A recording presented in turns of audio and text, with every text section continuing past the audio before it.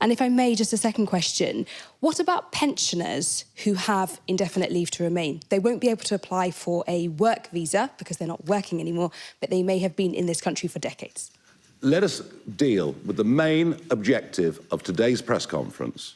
It's to wake everybody up to the Boris wave. It's to wake everybody up to the sheer irresponsibility of the last government and the massive impending cost that will have on this country for decades and decades to come. That is the primary reason that we're sitting here talking with you today. Yes, it is true.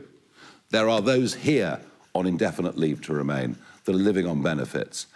Will we be free from legal challenges? Well, of course, having cut out the Human Rights Act, the European Court in Strasbourg, British courts will be free to make judgments that are the right judgments, which they're not.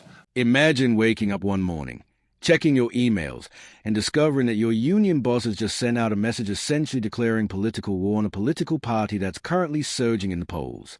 Not through normal democratic means like campaigning or debating, but through a deliberate, calculated plan to undermine them by massively expanding union membership and breaking long-standing agreements with fellow unions. Welcome to the absolutely wild world of British trade unionism in 2025, where the National Education Union has decided that the best way to deal with Reform UK isn't to engage with them politically, but to orchestrate what can only be described as an institutional resistance movement. This is going to get messy, so buckle up. Quick favor. If you're loving what we're doing here at British Mirror, hit that subscribe button and smash the bell icon. Over 94% of you haven't subscribed yet. It's completely free, takes about 2 seconds, and honestly means a world to us. Cheers if you've already done it. Right, back to the show. Britain's largest education union, the National Education Union, or NEU for those who love acronyms, is hatching a plot to undermine Reform UK and defend school from the impact of a government led by Nigel Farage with a major recruitment drive. Undermine Reform UK. Defend schools from the impact of a Farage government. Let's just pause for a moment and appreciate how extraordinary those statements are. This isn't a union saying they disagree with certain policies. This isn't a union expressing concern about specific education reforms. This is a union explicitly stating their goal is to undermine a political party. Not oppose, not critique, not challenge, but undermine. That's a language of sabotage, of active resistance, of political warfare conducted through institutional means. Now, here's where things get properly controversial. The NEU will breach a long-standing trade union Congress agreement in targeting 500,000 school support staff to bolster its ranks. Breach, violate, break. They are not amending the agreement or renegotiating terms. They are deliberately and knowingly breaking a deal they made with fellow unions.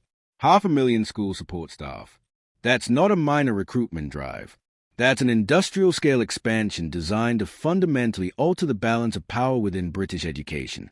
And they are doing it by tearing up agreements meant to prevent exactly this kind of territorial expansion between unions. The man behind this audacious plan is Daniel Kabeda, the News General Secretary, who outlined the rationale in an email to staff. Now, sending provocative political strategies via email is always a bold choice, given that emails have this inconvenient habit of leaking, but apparently Mr. Kabeda was confident enough in his plan to put it in writing. And what he wrote is absolutely extraordinary.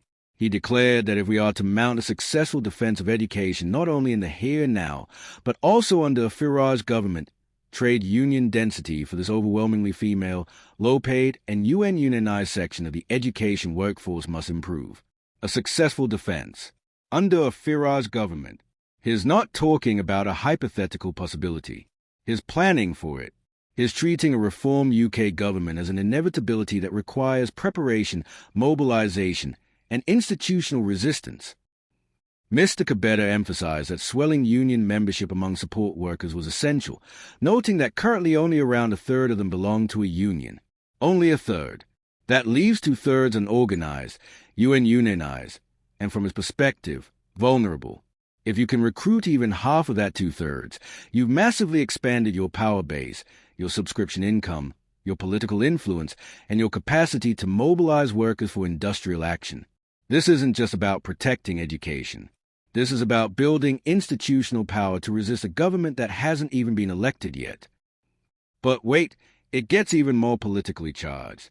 Mr. Cabeda revealed that the NEU and fellow unions have joined a movement aimed at preventing reform from gaining power and addressing the growing influence of far-right street movements. Preventing reform from gaining power.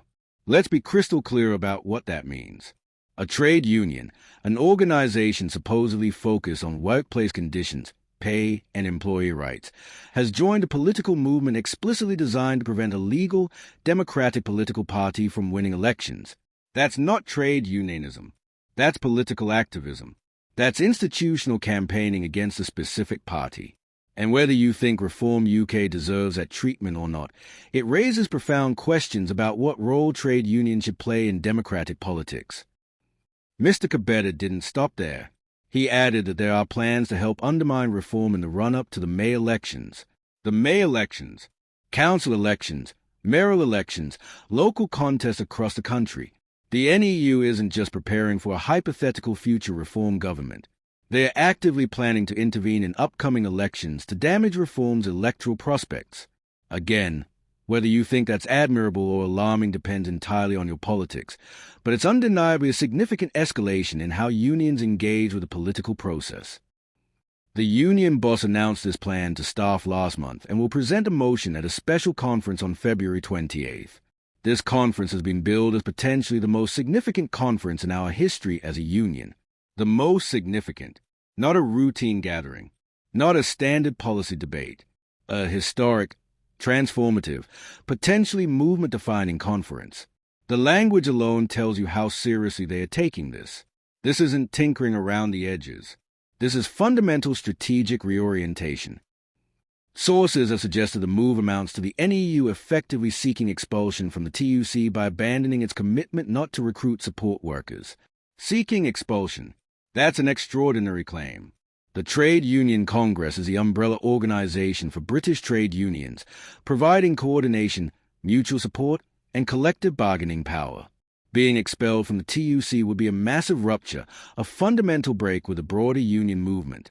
It would signal that the NEU considers its political mission more important than union solidarity. That's not a decision you make lightly. That's burning bridges, salting the earth, declaring independence from the established order. The union's national executive is expected to vote on ending the agreement next month, breaking ranks with Unison, the GMB, and Unite. Breaking ranks.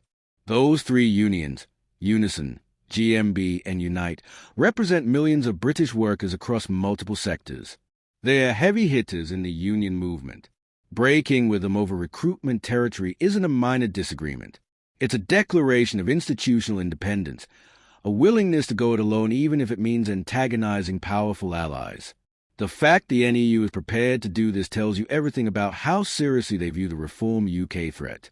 Such a recruitment drive would create additional difficulties for Sir Keir Starmer, whose standing within the union movement has already weakened following Andrea Egan's election as Unison's General Secretary. Additional difficulties. That's diplomatic language for absolute nightmare.